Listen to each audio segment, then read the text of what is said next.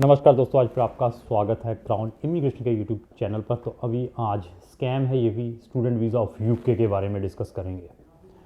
तो आप यूके की हमारी जितनी भी वीडियोस हैं उनको आप ज़रूर वॉच करिए हमारे चैनल पर जाकर। तो आपको आइडिया हो जाएगा कि क्राउन इमिग्रेशन को यूके के साथ किस तरीके का आप एक्सपीरियंस है। यूके नहीं, और भी बहुत सारी कंट्रीज़ में हम फैक्ट बताते हैं।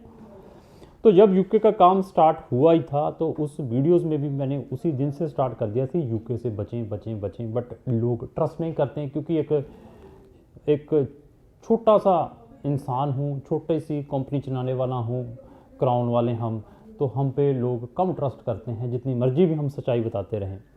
तो मैंने उसी दिन वार्निंग दे दी थी कि अवेयर हो जाएं, यूके वाले बहुत ही रिजिड हैं। जब भी ये सिस्टम को लाते हैं रिट्रोस्पेक्टिव इफ़ेक्ट से लेकर आते हैं, विद इमीडिएट इफ़ेक्ट से नहीं लेकर आते हैं। तो उसके अंदर बहुत ही इनोसेंट लोग भी सफ़र होते हैं। चलो, अभी मैं जो बताने जा रहा हूँ स्कैम के बारे में, मैंने तो पहले ही 1 महीना पहले ही बता दिया था। लेकिन कल येस्टरडे 11 जनवरी थी, 11 जनवरी को पंजाब केसरी, छोटी तो न्यूज़पेपर है नहीं है, मेरा तो छोटा सा चैनल है, मैं जितना मर्जी बोलता रहूँ, 200 देखेंगे, 400 देखेंगे, मेरी वीडियो को 500 देखेंगे, लेकिन पंजाब केसरी को तो हर एक पढ़ता है, चाहे ऑनलाइन है चाहे कुछ है। 11 जनवरी की न्यूज़ है, उसका लिंक भी मैंने डिस्क्रिप्शन बॉक्स के अंदर लगा दिया है।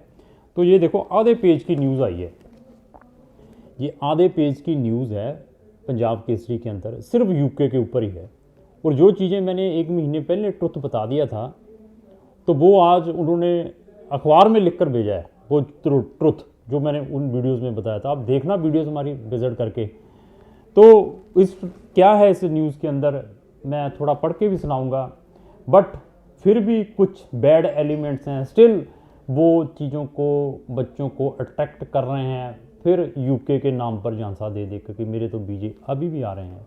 मैं ये नहीं कहता, मैं किसी को क्रिटिसाइज़ नहीं करता, मैं ये कहता हूँ अगर कल वीज़े रिफ्यूज़ होते हैं तो हमें बच्चे को बताने में क्या प्रॉब्लम है। अगर आप ये सिचुएशन लगाओ कि अगर आप उस बच्चे की जगह हो, आपसे इस तरीके से चीटिंग की जाए, झूठ बोल के मोटिवेट करके आपके लाखों रुपए नुकसान किया जाए, तो आपको कैसा लगेगा। समझने की कोशिश करें। हाँ, मैं फिर बता दिया, जिस चीज़ की प्रमोशन ज़्यादा होती है उसके अंदर कुछ ना कुछ होने वाला होता ही है। तो इसके अंदर लिखा क्या था, सुन लीजिए, ये पढ़ लीजिए न्यूज़। मैंने नहीं लगाई है, ये न्यूज़पेपर वालों ने लगाई है। अभी ट्रस्ट करना है तो कर लीजिए, नहीं तो ना सी। देखिए, हेडिंग है, ट्रैवल एजेंटों का कारनामा, बैंक खातों के फंडों व लोन लेटरों में फर्जीवाड़ा करके सैकड़ों छात्रों को भेजा विदेश, यूके ने भेजे वापस। ये देखो, जिन बच्चों ने फेक डॉक्यूमेंट लगाकर यूके गए थे उनको भी उनके वीज़ा रिवोक करके वापस भेजे, जो बच्चे रिवोक हो रहे हैं वीज़ा। ऐसी सिचुएशन है, ये हेडिंग था इसका। और क्या है, जो पहले मैंने बताया था, 8 साल पहले हुए थे यूके के सैकड़ों कॉलेज व यूनिवर्सिटियां बंद, छात्रों के डूबे थे करोड़ों रुपए। उस टाइम भी मैंने बताया था अपनी वीडियोस में, पुरानियों में भी, ऐसे ऐसे बच्चों के वहाँ पर पैसे डूबे थे। और फंड शो करने के नाम पर छात्रों से वसूले जाते हैं 8% का तक का ब्याज। ये भी इसके अंदर है, 8% का ब्याज भी बच्चों से ले रहे हैं, और फिर भी हम फेक डॉक्यूमेंट लगा रहे हैं। तो यहाँ से ये बताइए कि हमने, मतलब भगवान को भी जाकर क्या आंसर देंगे। और ये जो मैंने बताया था, सुपर प्रायोरिटी सिस्टम में कईयों ने खेला ठगी का खेल। जो सुपर प्रायोरिटी में बच्चों के वीज़ा अप्लाई किए हैं, मैं कहा जनरल में कर लो, नहीं प्रायोरिटी, सुपर प्रायोरिटी में अप्लाई करो। लाख लाख रुपए की बच्चों की 1.5 लाख की फीसें उड़वा दी। फिर मैंने उसके ऊपर भी लिखा था कि आप एटलीस्ट, अगर आप लोगों की प्रायोरिटी या सुपर प्रायोरिटी में वीज़े अप्लाई भी किए हैं, तो आप भी BFS का दिमाग खाओ या UKVA का दिमाग खाओ। मेरा तो जो डिसीजन है महीने के बाद आया, आप बता रहे थे 1 दिन के अंदर आना है, तो इसलिए मुझे रिफंड दो, एटलीस्ट लिखो तो सही। बट किसी ने नहीं लिखना।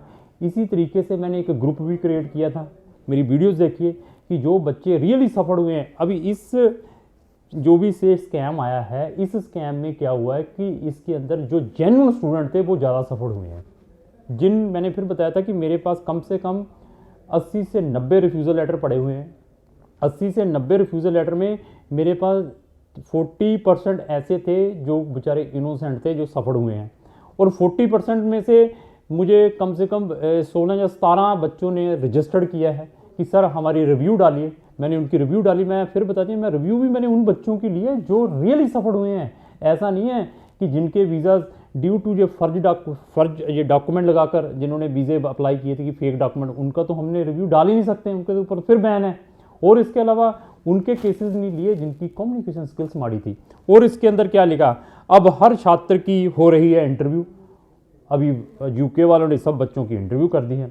तो हमारे जो कमिश्नर साहब हैं जलंधर के भुल्लर जी, उन्होंने भी अपनी स्टेटमेंट लगाई है इसके अंदर। उन्होंने क्या लिखा है, फर्जी दस्तावेजों पर विदेश भेजने वाले ट्रैवल कारोबारियों पर होगी कड़ी कार्रवाई, उन्होंने भी अपनी स्टेटमेंट दी है। तो अभी ये बताइए इसमें किसका नुकसान हुआ है? नुकसान सिर्फ बच्चे का हुआ है। देखिए बच्चे का नुकसान हुआ है, बैन भी आपके ऊपर लगा है, पैसा भी आपका ख़राब किया है, बाकी सब जो आपको बड़े बड़े ड्रीम दिखा रहे थे वो सब बैठे हुए हैं। चलो मेरा फ़र्ज़ था आपको बताने का, this is the fact, this is the situation. अब तो ट्रस्ट करेंगे कि नहीं करेंगे? कि अब भी कहेंगे कि अभी यूके जाना ही जाना है। मैंने फिर बताया यूके जाना तो पेशेंस करें, एटलीस्ट सितंबर तक वेट करें, सिचुएशन नॉर्मल होने दें।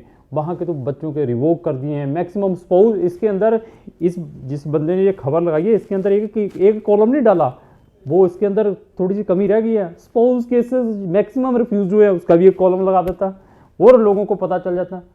चलो ये तो फैक्ट था, मैंने बताया है।